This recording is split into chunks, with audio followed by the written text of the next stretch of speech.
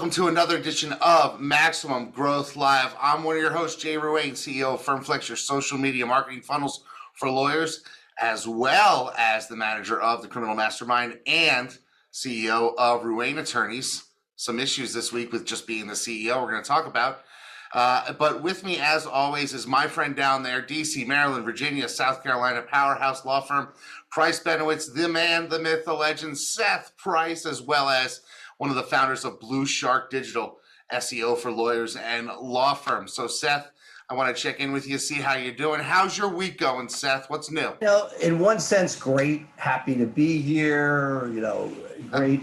Just, as I listen to Jay Ruane, King of All Systems, I am humbled by the fact that I feel like I am not I have this great, large, expansive law firm, a lot of stuff well, and yet I feel that I can't run systems as well as I should be able to. When I say that is, a credit card was maxed out by a department this week. We have probably a half dozen credit cards that are eligible for the firm, right? Different points cards, this and that, luckily being a points card. And yet that one credit card maxing out brought a number of things to a standstill, meaning phones went off for 10 minutes today. A client lunch couldn't be ordered yesterday. And all it takes is some sort of processes to say, okay, you have these credit cards. What's the order of operation? Doesn't exist for my administrative team at the front desk, didn't exist on our, and truth be told, phones have gone down before for such a reason. We live in 2022. I got to be able to create systems for the contingencies of what goes wrong, especially given it's a known issue that has happened before and will happen again. Yeah, it's interesting. I've got in my system, and I got to put it in, phones are down, although I'll check to see, it might be there. But we have in our systems manual, in our wiki, in case of emergency entry, where we walk through 40 different things that could blow up. A lawyer gets hit by a car on the way to court. I'm with it. Those are real freaking issues. And the truth is 90% of those are going through Jay for the foreseeable future. I get that. That said, a credit card maxing out, which happens on a periodic basis, is not like you wanted to, but when somebody puts an expert witness on a credit card that wasn't planned and maxes out something. So all of a sudden, just the thoughts and the two things that come to mind, which why it comes back, everything's back to Jay Ruane, is the following. One is so on the administrative side, when they need to know what to do when Uber Eats is not working for a client lunch, right? The fact is, I said, okay, great. We learned that yesterday. I pushed back and didn't just say, hey, here's another credit card. I'd say, figure out how to do it, channeling my inner Jay Ruane. But I said, today, was it updated? Oh, I haven't had time for that. Did you make a note anywhere that shows what you want to update when you want to update it? Oh, no. This is a guy going to law school. And I'm pushing people to say, hey, what's going to make you money in life is when you have the ability to solve those problems. And I wish I could somehow wave a magic wand and say, so that's one half. I can let you answer that. And the second half is, we're in 2022. Now, we're probably stuck in a small business account, even though we probably have close to 100 cell phones. And there's got to be some way to have a credit card backup, a bank account backup, God forbid, a credit line from Verizon for 1 month service after using them for, a decade or two. Talk to me a little bit about going from systems as a concept to internalizing them so that they become living, breathing organisms that continue to build and grow. Best practices for that, because right now, the little hair I have, I'm ready to rip out. So we ran into your credit card issue a while back. I mean, like 4 or 5 years ago.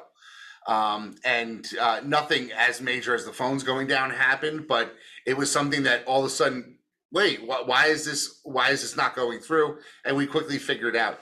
So one of the things that we've decided to do is we've actually automated payments towards that credit card every week.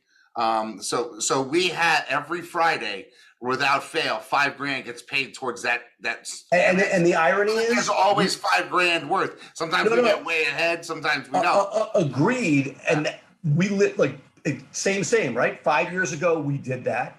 And somehow in that 1 week interval, it went to the moon. Yeah. $60,000 got spent or whatever it was. Let me tell you about, before I get to the answers, let me tell you about my week. So I'm looking at the QuickBooks and I'm seeing, tens of thousands of uncollected dollars that are not coming in, and are unpaid over the last 30 days is growing daily. And it shouldn't be, because most things that we have are done by credit card. Most things that, the people that are not paid in full for our practice are on standard monthly payments. And, we don't like to go out, more than 6 months, because we want to make sure that we're getting paid on high turnover type clients. So about a month ago, end of March, intake sales lawyer comes to me and says, things are getting screwed up with payment plans. We're taking somebody off payments. They're not going to do it anymore. I'm going to do all my payments inside my team. We got this. So I say, okay, that's cool. So that happened at the end of March. End of January, we had taken somebody off of intake to elevate them to a legal admin position. The references before. And this was a person who was working intake and had not only worked with intake, but worked intake second part of the week and included the weekend. Now, I knew this was going on the weekend because it was something to fill her time. She was actually auditing all the intakes for the week. She was actually going back to Monday, stepping through each one. Are the cases open in our system? Are the court motions filed? Are the payment plans set up? Are the payment plans set up in our CRM? Are they set up on our credit card processor? She was creating this massive spreadsheet that she was working off of, and it was essentially auditing the intake process, which was great.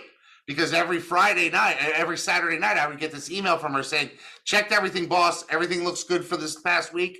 We're awesome. Okay. So that was going on from, July through January. We have a senior paralegal who's going out on maternity leave at the end of June. And we said, we need to add somebody to her team, elevate somebody, put somebody underneath them so that we can handle the bandwidth while she's gone. So the idea was, well, this woman is working well. Let's take her, elevate her, because she seems to, want to learn more about law and that type of thing. And we'll put her into this process. So she moves over to legal ops. I'm going to do what I do at the mastermind. What's the issue? So she moves over to legal ops, and nobody takes over being her intake auditor position. The intake team doesn't really pick up on the fact that that person is missing. So they miss a few things. That starts to snowball. They miss a few in February, a few more in March. By the time we get to April, they're missing a lot. Nobody has audited and caught those things. And so now we're at a point where, and here's the kicker, in late March, that woman gets terminated because we find that they caught her sleeping on the job. I don't think she was happy in legal ops. She was a remote worker, and you upset the apple cart. We upset the apple cart. So it was a systems failure from partner level down to the basic level. But systems all mess up at all different levels, and that really sort of caused a $30,000 error in the month of April. Now, we started to see this and say, why are we so far behind? Checks and balances, but look, and that's always the Achilles heel. I'll talk personally. We lost, we had to make a quick fire earlier this year at a very senior level, maybe end of last year rather. And I'm still finding those little things that were being done that weren't quite perfectly systematized, where the new team just had no idea they needed to be done. Yeah.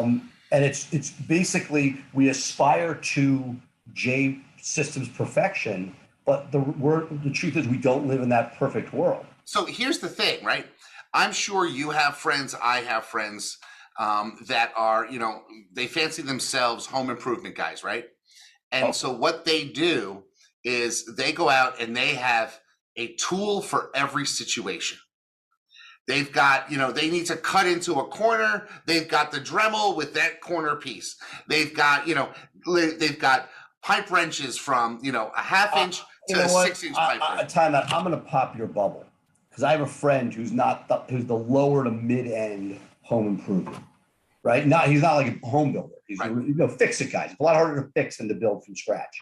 And the truth is, they deal with these same issues. In fact, when I've gone to conferences, I've met people, financial services, home improvement, who listen to this podcast because they get it. And the problem is, it's one thing for the principal to know it, but how do you send somebody out with all those different permutations? And that's exactly my point.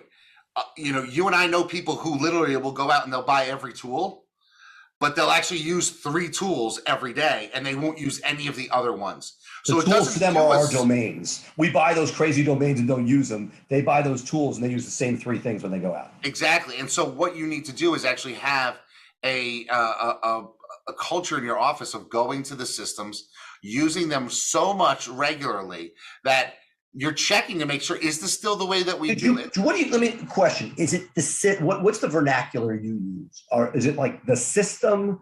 What do you call, what is somebody going to? Ruane Co. because it's ruane.co.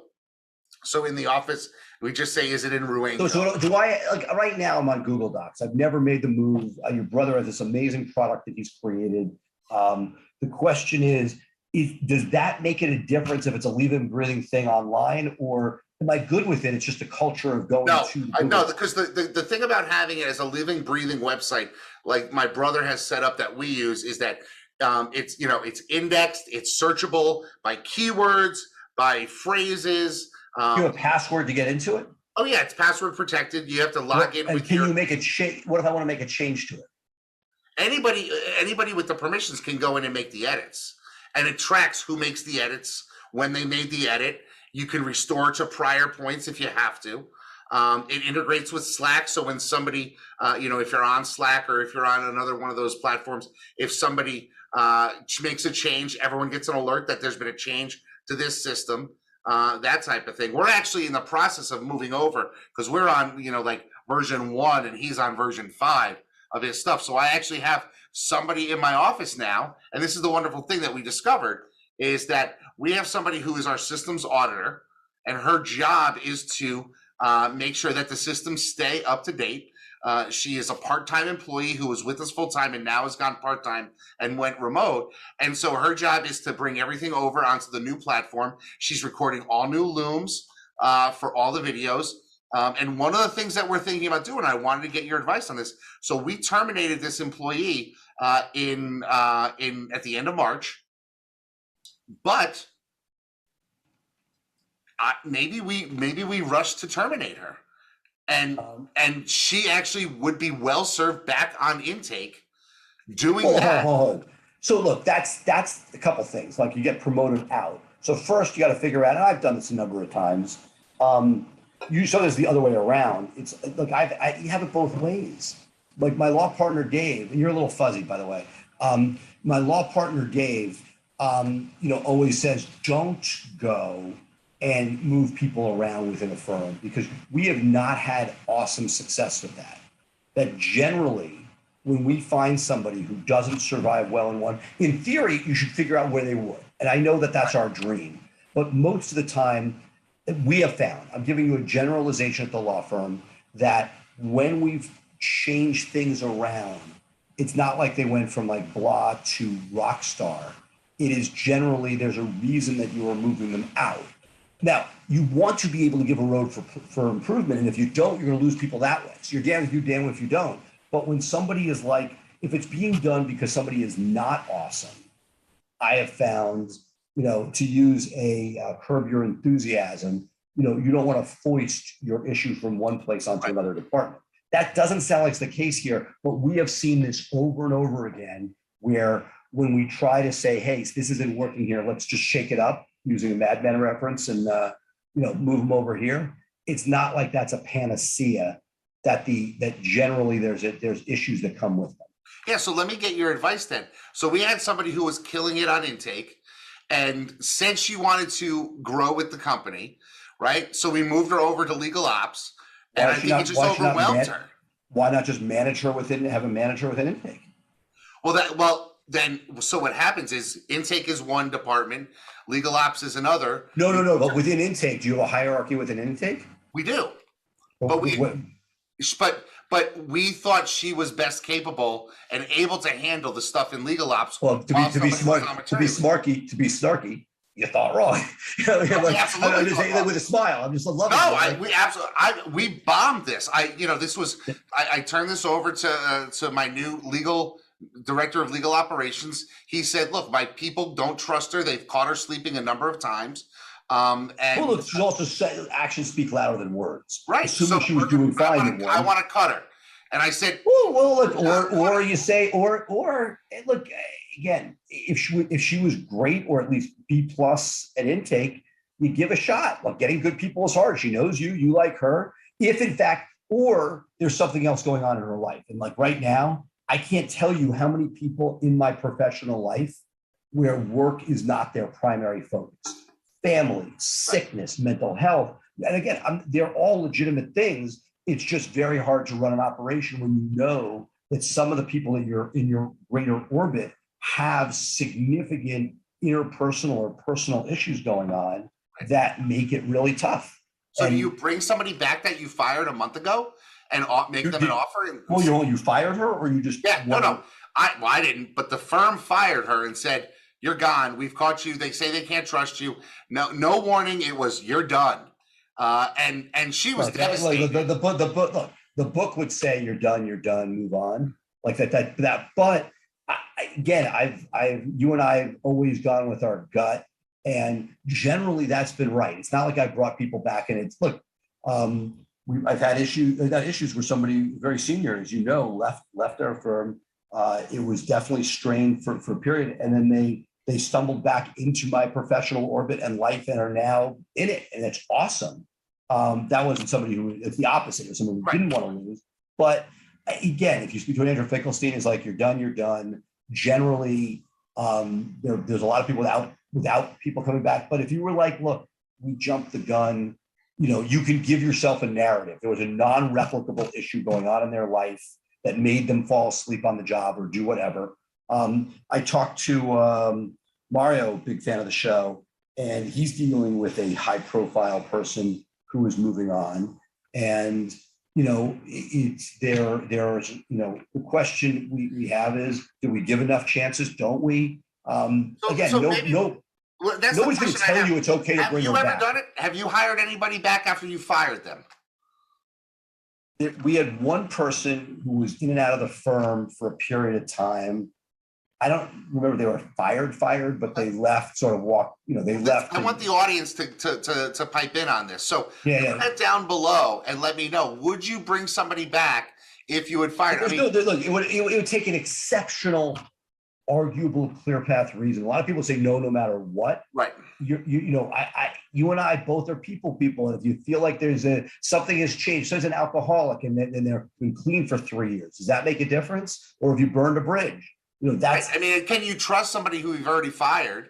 The reality is that the firing, I don't think was necessarily handled the best way. There wasn't a warning, but I was giving my. But right there, you go, look, we are sitting here railing against issues at our firms, right? So looking internally, if I saying this administrative person isn't updating the system well, per my wishes, we make plenty of mistakes, right? We can't throw stones. So what you're saying is, as a CEO, you didn't handle the situation well. Had you done a correction and given a warning and said, look, this just can't happen again, and it kicked them in the ass? Every day, we have somebody on intake. Our intake was really a problem. I'll pivot into that for a second. And good news, we fell at a low point for a minute of 70% of inbound calls being answered, 30% were hitting an answering service. Oh, that hurts. Right? When you see that, That's horrific. Bells went off. We did, the head of intake is gone. New woman who had been the once in future chair of the department, kicking ass.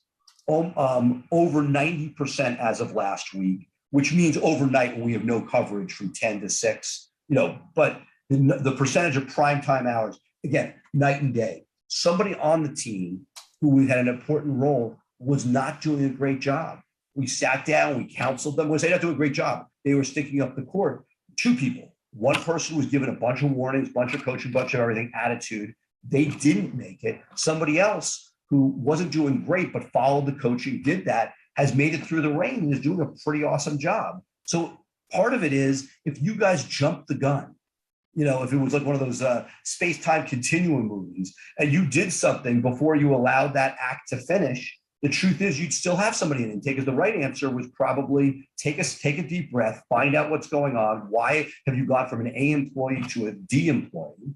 And rather than firing, figuring, hey, was this old thing there? Now you made that move. Can you undo it? I don't know. But that's the thing. It's a really, and again, I would guess most people are like, academically, no, what the hell are you doing? Move on.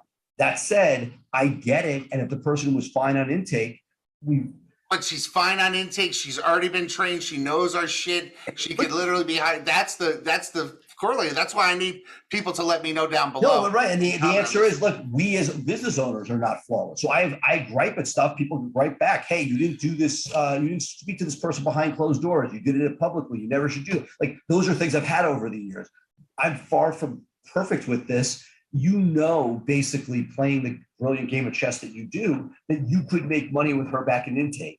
That said, you guys effed up on how you handled this, and had you handled it differently. Well, I mean, if I were to bring her back, I'd get her on the phone and I'd say, look, we screwed up. There were some errors. No, but you didn't fully screw up. Right. I'm going to say there was errors on both sides. Right. But we wanted to jump the gun. We jumped the gun. You screwed up, but you were kicking ass. Partly, I think that there's a piece missing, which is, why was she fucking up? And I know you would have gotten that if you would. Was there an exit interview? Was there something going? Because unless there's something, it was quick and clean like a guillotine, man. I mean, I came into work one day and Dan was like, "She's gone," and I said, "Oh, okay. Well, I empowered you to do it, so that's that was your decision to make, and you made it."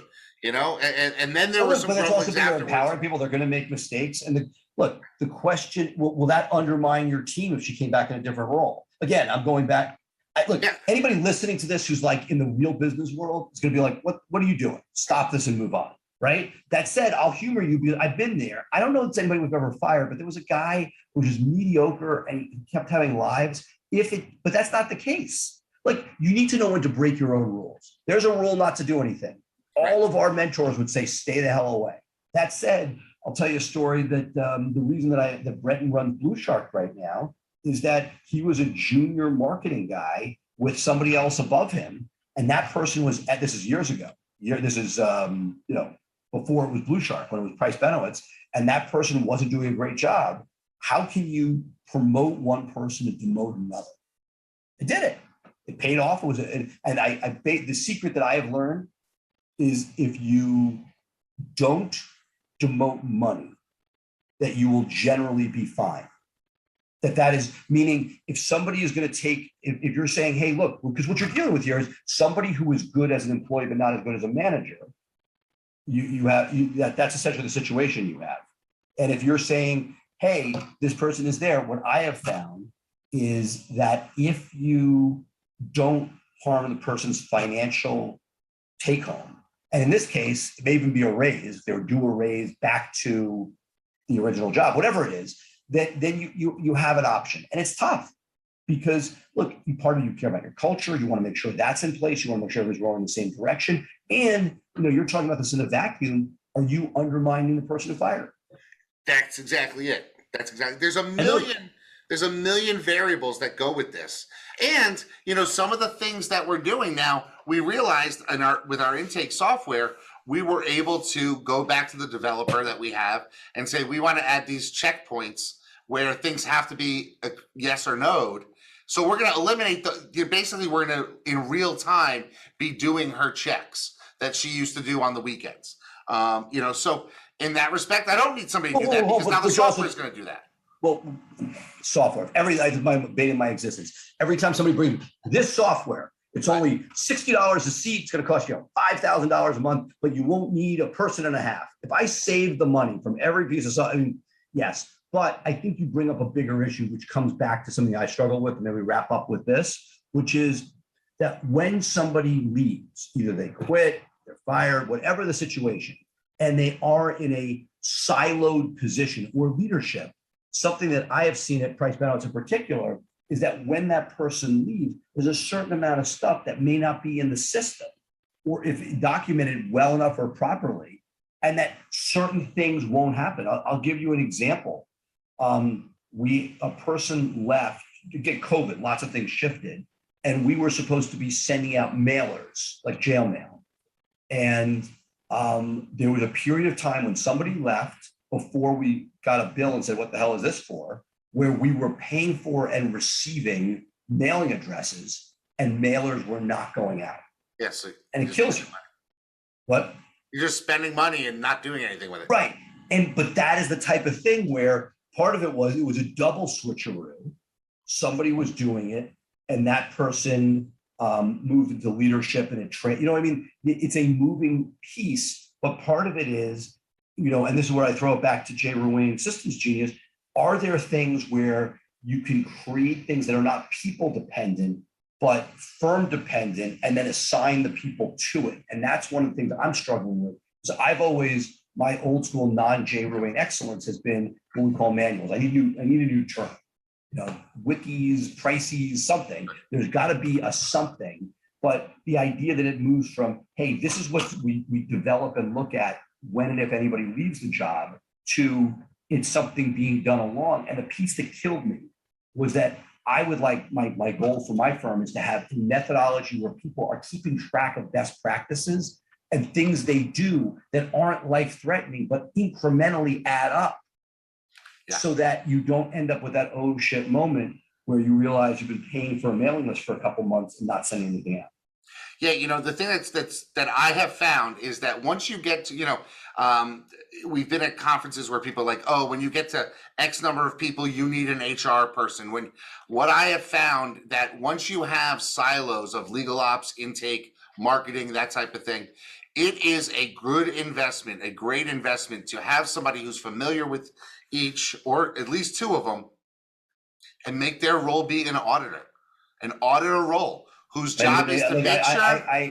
I wasn't able to, look, there are a couple jobs out there that I think will scale at some point. One would be reviews, the other may be auditor, and again, it sucks because I think to do it for yourself is a lot harder than you're giving it credit for. We're not all like Jay Ruane level where we can independently say, oh, this auditor will be out there. It's almost like, as you build out your mastermind or whatever project you're working on, that just like there's three things: reviews, you can't outsource that really to an agency. It's got to be internal. Yeah. Another thing. thing The thing I ever did was bring somebody in-house, and that's her full-time job. Right. Second, I would argue is video social media. Like you need, as great as you may be at the funnels, you need the content, and that's only to be done by somebody sitting in your four walls. Right. We have the systems auditor where, again, when you pay somebody externally, and it's similar to the secret shopper, like Ken Hardison has his ghost calls, the idea that there's a person outside of the firm checking in. I wonder at some point if some of those could be combined into a job, because frankly, you don't need a ghost call every day, 7 hours, hours a day. It's like one of these partial companies where you can have a partial CMO, a partial CEFO, and all that stuff. Right. What I'm saying is, hey, as we talk about it, is there a role for auditor / call auditor? Somebody who, like, again, I'm trying to build it out into something more, because the more buckets of money you take it from, the less obnoxious an expense is, right? If you just say an auditor, you're like, you should do it. It's a great idea. I'm probably not going to do it until somebody sells me the widget, Jay Ruane. But if you had the potato peeler to go with the Ginsu knife and said, not only are you going to get your systems audited, but they're going to test each of your intake people and review a call beyond what you have already. Like I have people listening to calls in theory, but if you had a double check on each intake person where they listen to record a call on their end, so you don't have to, you're this, what I'm getting at is creating more of a purpose of that person, not putting too much on their plate, but creating a full-time job. Because you know what? A lot of people wouldn't want a full-time person just for systems. They probably should, but it's like one of those things that you don't know you need to get into. So going forward, my thought is I have a person who's been doing our systems redo, and I think coming out of this, her job is going to be maintaining our systems and being the auditor, just checking in on people, because that way she can see if the systems are being followed. And sometimes if the systems are not being followed, it's because we found a better way of doing it. Somebody needs to update it. So it kind of goes hand in hand.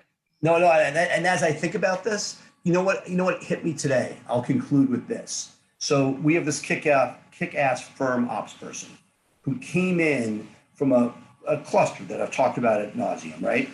Guy falls off the motorcycle to a bad egg to a real problematic person. And as that got handed off, it's a game of telephone in one respect, and things like jail mail, things like that. And when I came in, this person, it was not up to par for me to be able to walk in, but it'll be good next time. Because you always get this, right? It's not right now, but we're going to improve, which is great, better than not. But I would almost argue that what you're doing with the auditing is somebody who doesn't know the job. Whereas imagine if you said to random auditor, today you're the firm's ops director. Here is their work thing. And they go through and they have 20 questions. That's what you want. Yeah. What are the questions when you know nothing? And then some of them be like, don't worry about it, that's fine. But if some of those are like, oh, that's a gaping hole in there, looking at it with fresh eyes, the worst part is, I don't know if you fall into this category as well, often these things are ignored and looked at when somebody gives notice, and you use notice period. So the least motivated person who has the least incentive is dusting off those pieces.